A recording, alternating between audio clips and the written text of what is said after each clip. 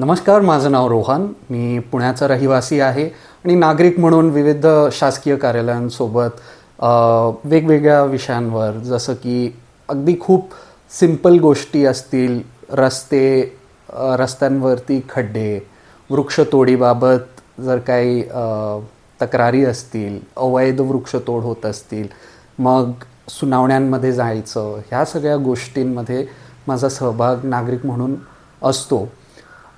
माझं मत असं आहे की शासन हे नागरिकांसाठी असतं आणि शासन प्रशासन दोन्हीही, आणि त्याच्यामध्ये सुशासन असणं गरजेचं आहे, म्हणजे गुड गव्हर्नन्स. जेव्हा तुम्ही नागरिकांसाठी काम करतायत तेव्हा तुमचं शासन हे किती चांगलं आहे, प्रशासन किती चांगलं आहे, तुम्ही किती पारदर्शकतेने काम करतायत, उत्तरदायित्व म्हणजे अकाउंटेबिलिटी किती घेतायत तुम्ही, आणि सिटिझन फ्रेंडलीनेस म्हणजे नागरिक अभिमुखता. तुम्ही जेव्हा नागरिकांसोबत बोलता, तुम्ही जेव्हा काही व्यवहार करता, तेव्हा ह्या गोष्टी खूप गरजेच्या आहेत, जेणेकरून नागरिकांचा विश्वास तुमच्यावर म्हणजे शासनावर, प्रशासनावर वाढेल. त्याचबरोबर नागरिकांचा सहभाग देखील खूप गरजेचा आहे. आणि माझ्यासोबत पुणे महानगरपालिकेचा एक अनुभव, म्हणजे अनेक अनुभव आहेत पण त्यापैकी एक अनुभव ज्याच्यामध्ये व्हिडिओ रेकॉर्डिंगचा जो एक मुद्दा आहे की नागरिक म्हणून मी व्हिडिओ रेकॉर्डिंग करू शकतो. जेव्हा शासकीय कर्मचारी किंवा अधिकारी त्यांचे शासकीय कर्तव्य पार पडत असतात तेव्हा मी त्यांचं व्हिडिओ रेकॉर्डिंग करू शकतो. ह्या मुद्द्यावर एक अनुभव आहे पुणे महानगरपालिकेचा जो प्राथमिक शिक्षण विभाग आहे. 2023 पासून ह्या विभागासोबत माझा संबंध जास्त वाढलेला आहे. अनेक गोष्टी त्यांना मी विचारलेल्या आहे माहितीच्या अधिकारांतर्गत, की जसं तुम्ही कोणकोणत्या योजना राबवतात, कोणकोणत्या निमशासकीय किंवा अशासकीय संस्था NGOs महापालिकेच्या शाळांमध्ये काम करतात. आणि मला वाटतंय की सुशासन असण्यासाठी मला माहिती असणं गरजेचं आहे. जर मला काही तुम्हाला प्रश्न विचारायचा असेल, जर कोणत्याही गोष्टीचं, शासकीय गोष्टीचं मला विश्लेषण करायचं असेल, त्यासाठी मला माहिती ही प्राथमिक गोष्ट आहे. त्यावरती मग मी निर्णय करू शकतो माझं प्रशासन कसं काम करत आहे. ते झालं अकाउंटेबिलिटी आणि पब्लिक स्क्रुटिनी, की नजर ठेवणं की काय चाललं आहे नक्की. सो 2023मध्ये माहितीचा अर्ज मी केलेला होता ह्या विषयांवरती. काही उत्तर आलेलं नाही. प्रथम अपील दाखल केल्यानंतर सुद्धा प्रथम अपील सुनावणी झाली नाही. नोडल अधिकारी त्यावेळेला सामान्य प्रशासन विभागाचे उपायुक्त होते. त्यांच्यासोबत समन्वय साधून त्यांचं पण सहकार्य लाभलं. त्यांनी मग पत्र लिहिलं प्राथमिक शिक्षण विभागाला की इतकी अपीलं तुमच्याकडे, अर्ज तुमच्याकडे प्रलंबित आहेत एकाच नागरिकाचे. माझ्या मते 3 ते 4 अपीलं होती आणि 4 ते 5 अर्ज. सो तेव्हा जाऊन त्यांनी मग सुनावणी घेतली आणि विहित प्रक्रियेनुसार घेतलीच नाही. त्यावर मी आत्ता बोलणार नाही. आत्ता तरी मी त्यावर बोलणार नाही. पण त्याच्यानंतर अपील झाल्यानंतर मला वाटलं की माहिती मिळाली नाही. 2024मध्ये सुद्धा जेव्हा मी त्यांच्याकडे गेलो तेव्हा प्रशासन अधिकारी मोहिनी बाचल मॅडमांनी मला सांगितलं की हे बघा, मला माहिती आहे तुमचा अर्ज प्रलंबित आहे, परंतु आता निवडणुकांचा काळ आहे. ह्या कालावधीमध्ये आमच्याकडे कर्मचाऱ्यांची खूप कमतरता आहे, ही तुम्ही समजून घ्या. त्यावेळेला त्या तिथे नवीन होत्या प्रशासन अधिकारी म्हणून. त्यांच्यावर मी विश्वास ठेवला आणि मी द्वितीय अपीलसुद्धा दाखल केलं नाही, कारण मला वाटलं होतं ठीक आहे, होईल, प्रथम अपील झालेलं आहे, ती माहिती देतील. पुणे महानगरपालिकेत आणि इतर महाराष्ट्र शासनाचे जे काही कार्यालये आहेत त्याच्यामध्ये सोमवारी 3 ते 5च्या दरम्यान माहितीच्या अधिकारांतर्गत आम्ही अभिलेखांचे अवलोकन करू शकतो. ह्याच्या मागचा हेतू हा की मला अर्ज करून 30 दिवस थांबावं लागणार नाही. माहिती अर्जांची संख्या देखील कमी होईल की नागरिक येत आहेत 3 ते 5च्या दरम्यान, त्यांना जी माहिती हवी आहे तिचं अवलोकन करतायत, अवलोकन केल्यानंतर प्रती घेत आहेत. म्हणजे ती अर्ज, त्याच्यानंतर इनवर्ड आवक करणे, मग अधिकाऱ्यांचं उत्तर, ही जी पूर्ण प्रक्रिया आहे ही जरा संपते. त्याच्यामुळे अर्ज कमी होतात आणि शासनाचा वेळसुद्धा त्याच्यामध्ये कमी वापर होतो. परंतु ह्याबाबत त्यांच्याकडे जी नोंदवही असायला पाहिजे होती सोमवारीची, ती नोंदवहीसुद्धा नव्हती यांच्याकडे. 2023 पासून सुद्धा मी त्यांच्या मागे लागलो, नोंदवही करा, नोंदवही करा. त्याच्यानंतर 2024मध्ये कुठे जाऊन त्यांनी नवीन नोंदवही केली त्या सोमवारीच्या सोयीसाठी, अभिलेख अवलोकनासाठी. त्याच्यानंतर 2-3 वेळा मी सोमवारीला जाऊन तिथे नोंद करायचो, तरीसुद्धा मला माहिती मिळाली नाही. म्हणून एक दिवस मी हे पण बघितलं की तिथे जे शिक्षक येतात, निवृत्त झालेले शिक्षक जे आहेत, एक शिक्षक तर अक्षरशः रडत होत्या की त्यांची निवृत्ती कधी झाली आहे, त्यांचं निवृत्ती वेतन झालेलं नाही आहे. इतक्या अडीअडचणी त्या विभागामध्ये बघून मग मला वाटलं आपण शांत बसायचं नाही, आपण यांना जबाबदार ठेवणं गरजेचं आहे आणि त्याच्यासाठी पारदर्शकता गरजेची आहे. पारदर्शकता आणण्यासाठी मग एक दिवस मी सांगितलं की मी जे काही तुम्हाला विचारणार ते व्हिडिओ रेकॉर्डिंगवरच विचारणार. मोहिनी बाचल मॅडमांचा काही विरोध नव्हताच त्या दिवशी 2024ला. त्यांनी विचारलं, अहो तुम्ही व्हिडिओ रेकॉर्डिंग का करतायत? त्यांना सांगितलं तुमच्यावर माझा विश्वास नाही. आणि मुंबई उच्च न्यायालयाने 1 ते 2 निवाडे ह्याच्यावरतीच केलेले होते की पोलीस स्टेशनमध्ये, पोलीस ठाण्यांमध्ये व्हिडिओ रेकॉर्डिंग करणं हा काही गुन्हा किंवा अपराध नाहीच. कारण ते ठिकाण हे एक निषिद्ध क्षेत्र नाही किंवा प्रतिबंधित क्षेत्र नाही. कोणत्या अधिनियमांतर्गत? शासकीय गुपिते अधिनियमांतर्गत.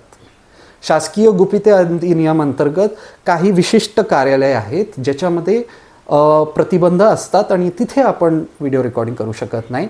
उदाहरणार्थ संरक्षणासाठी आर्मी असेल, थलसेना, वायुसेना किंवा जलसेना आणि इतर जिथे जनतेच्या सुरक्षिततेसाठी किंवा राष्ट्रीय सुरक्षिततेसाठी ज्या संस्था आहेत तिथे आपण सुरक्षिततेच्या दृष्टीने नाही करू शकत. जसं की त्यांच्याकडे जे अस्त्रशस्त्र आहेत त्याचं व्हिडिओ रेकॉर्डिंग करणं हे आपल्या देशासाठी, राष्ट्रासाठी खूप धोकादायक असू शकतो जर ही माहिती बाहेर गेली तर. त्यामुळे हा अधिनियम झाला. त्या अधिनियमामध्ये पुणे महानगरपालिका किंवा इतर शासकीय कार्यालयांचा कुठेही उल्लेख नाही. आपण हे लक्षात घेतलं पाहिजे की जोपर्यंत कायद्यामध्ये कोणतीही कृती किंवा कोणतीही गोष्ट अपराध किंवा गुन्हा ठरत नाही तोपर्यंत ती कृती योग्य ठरते, तोपर्यंत ती कृती कायदेशीर ठरतं. त्यामुळेच पूर्वी काय व्हायचं की आता ऑनलाईनमध्ये सगळं चाललेलं आहे, इंटरनेटचं काळ आहे, इंटरनेटचं युग आहे असल्यामुळे इंटरनेटवरती ज्या चुकीच्या गोष्टी होतात, जे गुन्हे घडतात, त्यासाठी तरतुदीच नव्हत्या की हे जर कुठेतरी बाहेर होत असतील, जगामध्ये होत असेल तर त्यासाठी तरतूद होती. पण ऑनलाईन जर ही घटना घडत असेल, बुलिंग असो, त्रास देणं असो, हरॅसमेंट असो, ह्या सगळ्या गोष्टी ऑनलाईनसाठी तरतूदच नव्हती. म्हणून शासनाने त्यामध्ये दुरुस्त्या केल्या त्या कायद्यामध्ये, कारण त्या गोष्टीसुद्धा बेकायदेशीर आहेत. त्याचप्रमाणे इथे जर माझी कृती योग्य नसेल तर त्यासाठी नियम असणं गरजेचं आहे. माझी कृती ही योग्य असणं, त्याबाबत मी पुरावा सादर करणं हे माझ्यावरती कर्तव्य नाही तर शासकीय अधिकाऱ्यांवरती कर्तव्य आहे हे सांगणं की हे चुकीचं आहे, हे बेकायदेशीर आहे आणि त्यांनी दाखवायला पाहिजे नियमावली. आता पुढे माझ्यासोबत जो झालेला होता, मोहिनी बाचल मॅडमांनी अगदी शांतपणे त्यांनी घेतलं.